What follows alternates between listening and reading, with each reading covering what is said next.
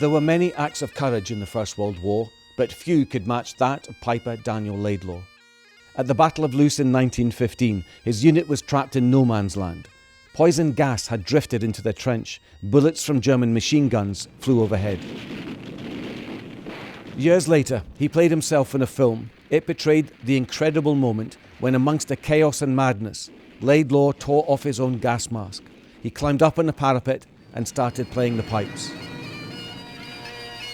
The cheering men followed Laidlaw out of the trenches. He only stopped playing when he was wounded for the second time.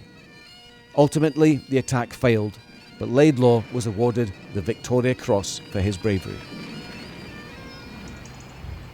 Laidlaw was born here in Swinton in the Borders. He's remembered at the foot of the village's war memorial, but many feel more should be done. It's about learning about the war, why he was there.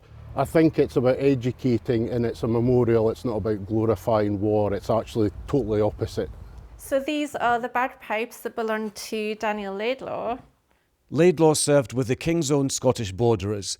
It was their regimental march, blue bonnets over the border, that rallied the soldiers that day. So at that time, when there was chaos, gas, bombardment all around, and people were panicking and feeling lost, they didn't know what to do, it was just so wonderful that he chose that tune that he knew people really identified with to calm them and rally them. After the war, Daniel Laidlaw struggled to deal with the fame and celebrity that came with his Victoria Cross. For many years, he struggled to find work, couldn't settle down. But eventually he moved here to Norham, just across the border. He worked as a sub-postmaster and died at the age of 74. As well as a memorial, there are also plans for a scholarship in Laidlaw's name to encourage the next generation of pipers.